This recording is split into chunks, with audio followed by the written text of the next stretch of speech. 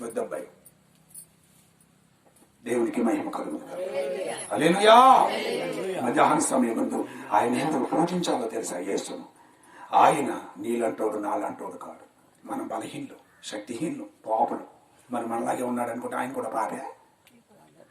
ఆయన కూడా బలహీనుడా కాదు. ఆయన బలవంతుడు, ఆయన పరిశుద్ధుడు. నీలాంటి వాడు నాలాంటి వాడు కాదు, గడ్డి లాంటి వాడు కాదు. గడ్డి పువ్వు ఏం చేస్తుంది? పువ్వు పోస్తుంది, వికసిస్తుంది. అలాంటి వాడు అనుకున్నావు ఆయన్ని? దేవుడు వాడిపోయేవాడు. దేవునికి మహిమ కలుగును గాక. హల్లెలూయా. నీటి బుడగ చూస్తూ ఉంటాం. వర్షం వచ్చినప్పుడు నీటి బుడగలు పై నుంచి స్పీడ్గా వస్తే ఆ నీటి చుక్క ఆ నీటిలో పడినప్పుడు, కాలంలో పడినప్పుడు ఏమొస్తుంది? ఎప్పుడైనా గమనించారా? అమ్మో, మీరు చాలా తెలివైన వాళ్ళు. నేను కూడా గమనించాను. నేను ఒక్కడిని గమనించానేమో అనుకున్నాను. నాకంటే మీరు తెలివైన వాళ్ళే. మనం అందరం చూసాం నీటి బుడగలను. అందరూ చెప్పండి. ఏం చేస్తుంది? గంట ఉంటుంది నేను అనుకుంటున్నాను కదా.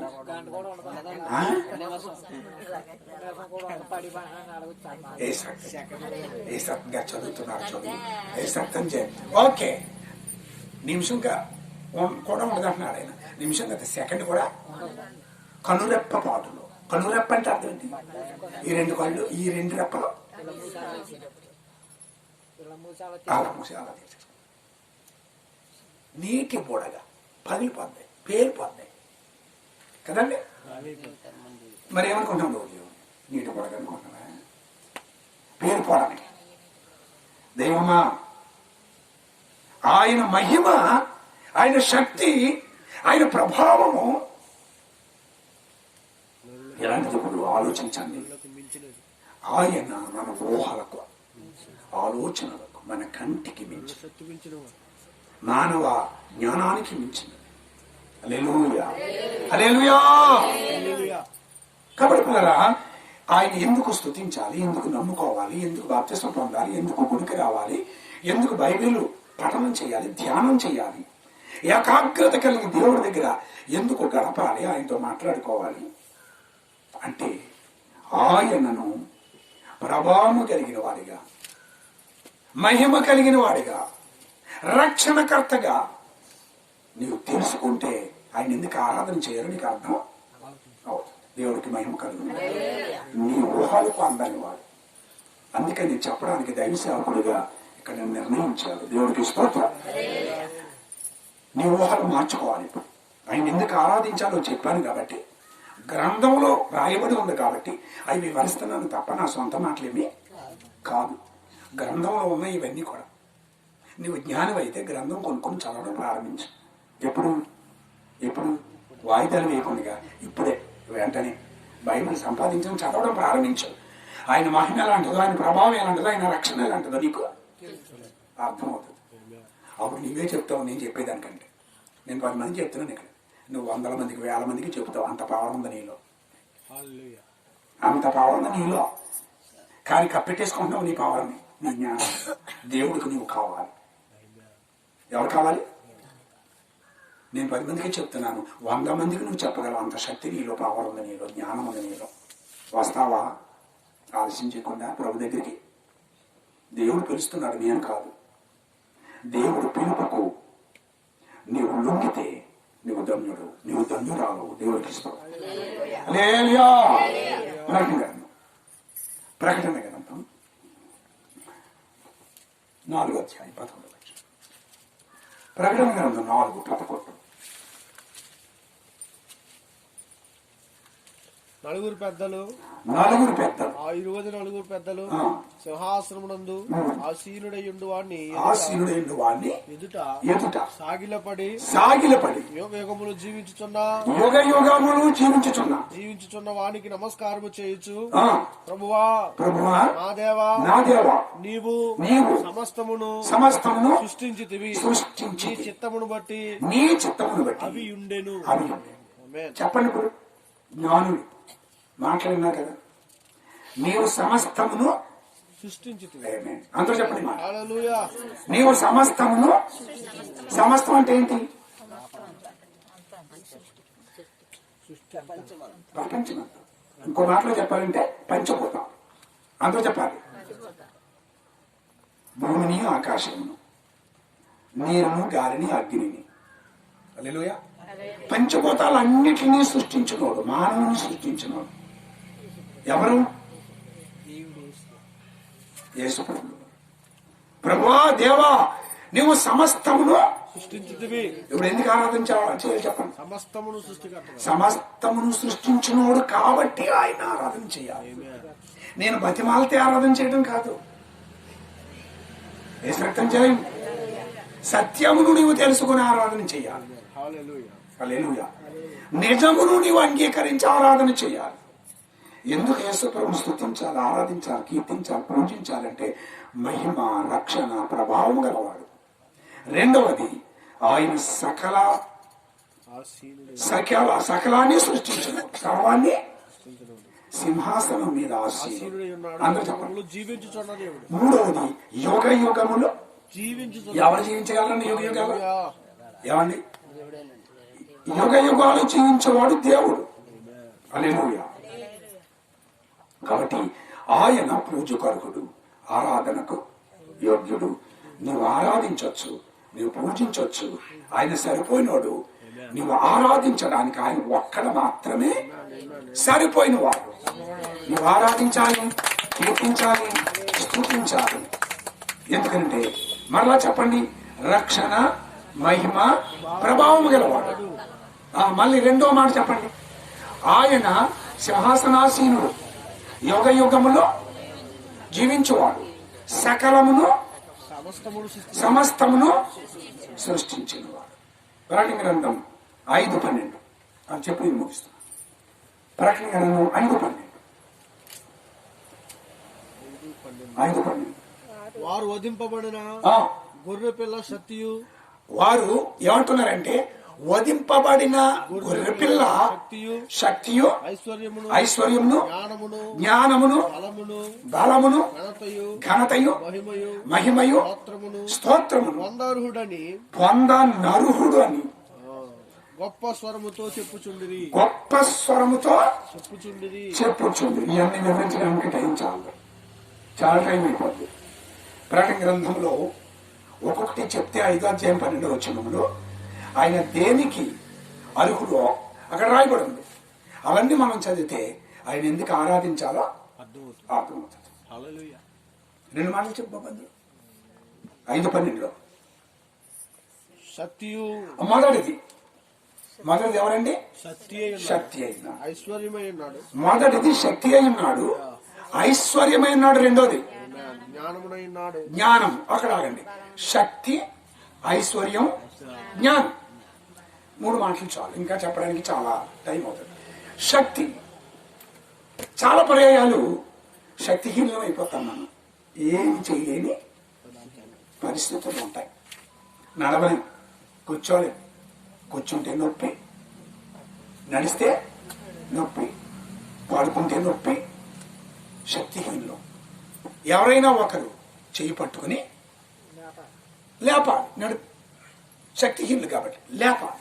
ఆ పరిస్థితి కొంతమందికి ఉంటూ ఉంటుంది. అయితే అలాంటి వాళ్ళు యేసును చూస్తే యేసు చేయి పట్టుకుంటే ఆయన శక్తిమంతుడు కాబట్టి నీ నడుముకు బలము, నీ కిడ్నీలకు బలము, నీ గుండెకు బలము, నీ సర్వ శరీరానికి బలము. ఎన్నో పర్యాయాలు కాళ్ళలో శక్తిహీనత, కండరాల్లో శక్తిహీనత.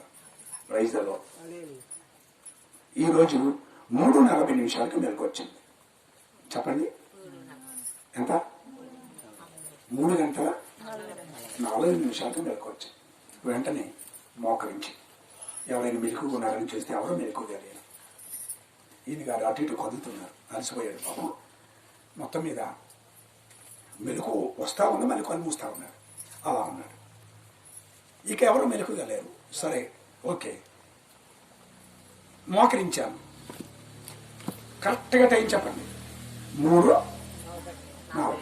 3 గంటలు అవ్వాలంటే ఎంత ముగించాలి? లెక్కలు రావట్లేదు కదా సార్, నేను చెప్పేస్తాను. 6:40కి ముగించాలి.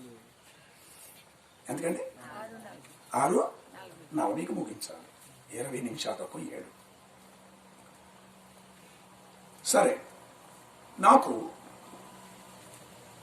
ఒక స్థలంలో నుండి నరం లాగే నొప్పి వచ్చి ఈ యొక్క ప్రేగుల్లో బాధ పెట్టేస్తుంది. ప్రేగులు ఉండ చుట్టుపోయి ఒక చోటకు వచ్చేసినట్టుగా అయిపోయి నొప్పి వచ్చేస్తుంది. ఈ కిడ్నీ లాగుతుంది. ఈ కండరం ఈ తొడ యొక్క కండరం బిగిసిపోయి బిగుతుగా అయిపోయి దగ్గరికి వచ్చేస్తుంది. తిమ్మిరి, చెప్పండి, తిమ్మిరి. చెప్పాలంటే ఒకటి కాదు, 5-6 బలహీనతలు. ఏంటండి? 5-6 బలహీనతలు. కండరాలు నొప్పి, ఈ కండరాలు ఇవి కూడా తిమ్మిరి లేదు కానీ నొప్పి. ఇంకా ఈ రీతిగా అనేకమైన బలహీనతలతో నేను ప్రార్థన ప్రారంభించాను. హల్లెలూయా. ప్రార్థన ప్రారంభించాను. 3 గంటలు పూర్తి చేశాను, అనగా 6:40కే ముగించాను. ఈ ఉండ చుట్టిన ప్రేగులు బాగుపడుకొని ఈ తిమ్మిరిగా ఉన్న ఈ కండరం, ఈ తొడబాటు, ఆ శరీరం బిగుతైపోయి తిమ్మిరి వస్తున్నది తగ్గిపోయింది. కిడ్నీలో బాగా తగ్గిపోయింది, కిడ్నీలు లాగుతున్నాయి, తగ్గిపోయింది. సర్వం ఈ యొక్క దేహంలో బలహీనతలన్నీ తగ్గిపోయినాయి. తప్పటిపోతుంది. ప్రస్తుతం ఇప్పుడు ఏం లేదు, ప్రస్తుతం ఒక్కటి కూడా లేదు, ఒక్కటి కూడా లేదు. ఎందుకో తెలుసా? నేను ఎవరికి చూస్తున్నాను? ఇప్పుడు దేవుడు ఎవరు? ప్రాంగణం 5:12 ఉంది, ఆయన శక్తిమంతుడు. చెప్పాలి. ఈ వాక్యం చెప్పేటప్పుడు టైం అయిపోయింది. ఆ కారణం చేత కొంచెం దడెక్కుతుంది గుండె. ఎందుకని? అది సర్వసాధారణ మనిషికి. టైం దగ్గరికి వచ్చేసినప్పుడు భోజనానికి ఎలా ఉంటుంది? కొట్టుకుంటుంది. అవునా? కాబట్టి భోజనం గురించి కాదు, కానీ నేను నా అంశం గురించి నేర్చుకోండి, నేను ముగించేస్తాను. మనం శక్తిహీనుడిగా ఉన్నప్పుడు ఎవరిని జ్ఞాపకం చేసుకోవాలి? అప్పుడు ప్రార్థన చేయొచ్చు, లేక ఆరాధన కూడా చేయొచ్చు. మీ ఇద్దరు పడుకున్న గదిలో ఆరాధన చేసుకుని కాసేపు లేచి నిలబడి మరలా మా గది నుండి ప్రారంభించే తలుపు దగ్గర నుంచి, ఆ గడి దగ్గర నుంచి మా పిల్లలు పడుకున్న గదిలో ఆరాధన చేశాను. మన కిచెన్ రూమ్లోకి వెళ్ళాను, అక్కడ ఆరాధన చేశాను. ఆ చివరి నుంచి చివరి వరకు నడుచుకుంటూ చేతుల పైకి దేవుని ఆరాధన. కానీ నేను అలాగ ఆరాధన చేసినట్టు ఎవరికి తెలియదు, ఎవరు నన్ను చూడలేదు. చూస్తారేమో అని నెమ్మదిగా వెళ్ళాను. జనాల దగ్గర ఎలాగెళ్ళాను? పిన్ డ్రాప్ సైలెన్స్, అంటే శబ్దం కూడా తెలియకుండా నిద్ర నుంచి వాళ్ళు మేలుకోకుండా వాళ్ళ నిద్రకు భంగం కలుగుతుంది. హల్లెలూయా, హల్లెలూయా. ఎందుకంటే సర్వసాధారణంగా ఇళ్లలో ఆడపిల్లలు కానీ, మరి స్త్రీ ఆ ఇంటి యజమానురాలు కానీ, వారు అలసిపోయి ఉంటారు అనేకమైన పనుల్లో. ఆ బట్టలని, ఆ ఆంట్లని, ఆ వంటలని. అవునా కదండి? క్షమించండి ఆడవాళ్ళందరూ, మగవాళ్ళు క్షమించాలి ఆడవాళ్ళని. ఎందుకంటే మగవాళ్ళకి తెలియని బాధ వాళ్ళ దగ్గరగా ఉంటుంది. ఆడవాళ్ళు కూడా మగవాళ్ళని క్షమించేయాలి. ఆడవాళ్ళకి తెలియని బాధలు మగవాళ్ళ దగ్గర, మగవాళ్ళు కూడా కొంతమంది అలసిపోయి ఉంటారు. దేవుడికి స్తోత్రం. ఓకే, ఎవరికి తెలియకుండా ఆరాధన చేశాను. మరి 20 నిమిషాలకు 7కి ముగించాను. 3:40కి ప్రారంభించి నా శక్తిహీనత ఏమైపోయిందో తెలీదు, శక్తిమంతుడైన దేవుడు నన్ను స్వస్థపరిచాడు. దేవుడికి స్తోత్రం. ఎందుకు ఆరాధించాలి? ఇప్పుడు దేవుడు ఎవడు? శక్తిమంతుడు. రెండో మాట అందులో ఐశ్వర్యవంతుడు. అందరూ చెప్పండి. ఫిలిప్పీ పత్రికలో ఉంది, కాగా దేవుడు తన ఐశ్వర్యము చొప్పున ప్రతి అవసరత, క్రీస్తులో మీ ప్రతి అవసరత తీర్చు. ఎందుకంటే ఆయన ఐశ్వర్యవంతుడు. అందరూ చెప్పండి. పేదోళ్ళకేంటి, ధనవంతులకేంటి, మధ్యతరగతి వాళ్ళకేంటి, ఎవరైనా సరే ఆయన దగ్గర తీసుకోవచ్చు అప్పు. ఏంటంటే అప్లోడ్ వస్తే రోజు వారంకోసారి ఆడికి చూసి భయపడి లోన్ ఉన్నాం అనుకో, కనపట్లేదు అనుకో, లోన్ దాచేసి వచ్చే లేడని చెప్తున్నావా అంటాడు. ఆ ఇంటి ఇళ్ళని కనపడ్డా నాకు లోన్ పిలు అంటాడు. ఇప్పుడు అబద్ధం ఆడడానికి ఇంకా లేదు. అయితే దేవుడు అప్పిచ్చి నేను అడగడం. హల్లెలూయా, హల్లెలూయా, హల్లెలూయా. గవర్నమెంట్ వాళ్ళు ఒక్కోసారి కొట్టేస్తూ ఉంటారు ఎన్నికల దగ్గర వచ్చినప్పుడు. డ్వాక్రా అప్పులు ఎన్నికలు వచ్చినప్పటికీ ఆ దేవుడికి ఎన్నికలు అవసరం లేదు. దేవుడు జీవితాంతం పోషించే అందరూ చెప్పబడి ఎవరికంటే గొప్పడు అంటే ఎవరికంటే గొప్పడు? గవర్నమెంట్ వాళ్ళ కంటే, జగన్ గారి కంటే, మోడీ గారి కంటే, హల్లెలూయా, అధిపతులందరికంటే గొప్పవాడు. ఆయన ఐశ్వర్యవంతుడు. ఆయన దగ్గర ఎన్ని లక్షల కోట్లు ఉందో, కోట్ల కోట్లు ఉందో ఎవరికి తెలీదు. ఆయన ధననిధిని ఇప్పి ఆయన మనకు కుమ్మరించే ఐశ్వర్యం. అంతకంటే గొప్ప ధనవంతుడు కోటి చూడవడే ఉన్నాడని చూపించండి. కోట్లకి అధిపతులు ఉన్నారు ఈ భూలోకంలో, బెంగెట్టుకుని చేస్తున్నారు. కానీ దేవుడి దగ్గర ఎన్నో కోట్లు ఉన్నాయి. ఆయన ఎప్పుడు చచ్చేవాడికి చచ్చి బతికినవాడు, మరణాన్ని జయించే తిరిగి లేచినవాడు. మూడో మాట బలమును, బలం, శక్తి, ఐశ్వర్యం, బలమునైనాడు. కాబట్టి పిల్లరా, ప్రతి దేశాన్ని రక్షించడానికి సైన్యం ఉంటుంది, సైన్య బలం ఉంటుంది. సైన్యాలు ఆ దేశాన్ని కాపాడడానికి యుద్ధం చేస్తాయి. అంతకంటే ఎక్కువ సైన్యం దేవుడి దగ్గర ఉంది. అందరూ చెప్పండి, అంతకంటే ఎక్కువ సైన్యం ప్రపంచంలో అన్ని దేశాలు కలుపుకున్న ఎన్ని కోట్ల మంది సైన్యం ఉన్నారో అంతకంటే ఎక్కువ సైన్యం పరలోకంలో కోట్ల కొలది సైన్యం ఉన్నారు. ఎంత బలవంతుడు తెలుసా? ప్రపంచం అంతా ఏకమైపోయినా దేవుడి దగ్గర ఉన్నంత బలం వాళ్ళ దగ్గర దేవుడికి ఇష్టం. కాబట్టి పిల్లరా, ఈ వర్తమానం విన్నారు. నా అంశం ఏంటంటే, నా సబ్జెక్ట్ ఏంటంటే, ఎందుకు దేవుడిని ఆరాధించాలి? ఎంత గొప్పవాడు కాబట్టి ఆయన్ని స్తుతించి ఆరాధించాలి. రక్షకుడు కాబట్టి, పూజనీయుడు కాబట్టి, ఆరాధనీయుడు కాబట్టి, బలవంతుడు కాబట్టి, శక్తివంతుడు కాబట్టి, ఐశ్వర్యంతుడు కాబట్టి, సింహాసనాసీనుడు కాబట్టి, హల్లెలూయా, రక్షకుడు కాబట్టి, అర్హుడు కాబట్టి ఆయన నమ్ముకొని ఆయన ఆరాధన చేస్తే నీ జీవితం ధన్యకరం అయిపోతుంది. నేను ఎక్కడికి వెళ్ళినా నీ బ్రతుకు ధన్యకరం అవ్వదు. కానీ యేసయ్య దగ్గరికి వస్తే నీ బ్రతుకు, నీ జీవితం ఏమైపోతుంది? ధన్యకరం అవుతుంది. నీ జీవితం ధన్యకరం అవ్వాలనుకుంటున్నావా? అయితే ఒకటి, ప్రభు దగ్గరికి రావడమే, ప్రభుని పూజించడమే, ప్రభుని స్తుతించడమే, ప్రభుని ఆరాధించడమే, ప్రభుని నమ్ముకోవడమే. దేవుడి మాటలను దీవించి నీకు అట్టి అర్హత, అట్టి స్థితి దేవుడు నీకు అనుగ్రహించును కాక. ఈ మాటల ద్వారా నిన్ను, నీ కుటుంబాన్ని, నీ ప్రాంతాన్ని, నీ ప్రజలను, నీ కులాన్ని, నీ గ్రామాన్ని రక్షించును కాక. ఆమేన్. ఆమేన్. ప్రార్థన చేసుకుందాం. దయచేసి అందరూ తప్పవచ్చు. ప్రేమ కలిగిన దేవా, నీకు వందనాలు. నీ ప్రేమ గల ఈ సువార్త, ప్రేమ గల నీ మాటలను ఉపయోగించి అనేక మంది ప్రయోజనకరంగా మార్చాలి. నువ్వెవరవు, ఎలాంటి వాడు, ఎందుకు పూజించాలో, ఎందుకు ఆరాధించాలో, ఎందుకు స్తుతించాలో ఈ మాటలు విన్నారు అందరూ. ప్రభువా, ఒక్క గొర్రెన నశించటం కాపరికి ఇష్టం ఉండదు. నీవు కూడా ప్రజలందరినీ నువ్వు చేసిన వాడు, ప్రజలందరికీ కాపరివి. ఒక్క పాపి నశించటం నీకు ఇష్టం లేదు. కాబట్టి నాయన, ఒక్క పాపినైనా రక్షించండి. వర్తమానం ద్వారా, ఈ ఆరాధన ద్వారా, ఈ సువార్త ద్వారా ఒక ఆత్మనైనా రక్షించండి. ఈ మాటలు అర్థం చేసుకోండి. నేను ఆరాధన ఎందుకు చేయాలో తెలుసుకోండి. నేను ఆరాధన చేసి, నేను స్తుతించి, నేను పూజించి, నేను మొక్కే కృప ఈ మాటలు విన్న ప్రతి వారికి దయచేయమని, మహిమ ఘనత ప్రభావాలు మీరే పొందుకోమని, సువార్తను ఫలింప చేయమని, ఎవరైనా బలహీన ఉంటే స్వస్థపరచండి. వారు నీ వైపుగా చూడడానికి సహాయం చేయండి. ఎవరైనా నాయన బలహీన ఉంటే నేను బలవంతుడు ఉన్నావని సంగతి తెలుసుకోండి. నీ చేయి పట్టుకున్న దానికి బలవంతుడు అయిపోవడానికి సహాయం చేయండి. నువ్వు ఐశ్వర్యవంతుడు కాబట్టి, ఎవరైనా పేదవాళ్ళు ఉంటే ధనం కావాల్సి, ప్రభువాని వాక్యమును, నీ ఆజ్ఞను పాటించి నీ వద్ద ఉన్న ధనమును, ఐశ్వర్యమును తీసుకుని ఐశ్వర్యంతులు అవడానికి సహాయం చేయమని ప్రభువానికి వందనాలు. ఎవరైనా చీకట్లో ఉంటే నీవు వెలుగై ఉన్న దేవుడు అని తెలుసుకొని వారి చీకట్లోంచి, అంధకారములో నుంచి బయటకు రావడానికి సహాయం చేయి. నీ వెలుగులో ఉండడానికి సహాయం చేయి. మహిమ ఘనత ప్రభావాలు మీరు ఒక్కరే పొందుకోమని వర్తమానమును దీవించమని యేసు నామములో అడుగుచున్నాము పరమ తండ్రి. ఆమేన్. ఆమేన్. మీ అందరికి వందనాలండి. వాక్యము శ్రద్ధగా విని మీ అందరికీ దేవుడు దీవించును గాక. ఆమేన్.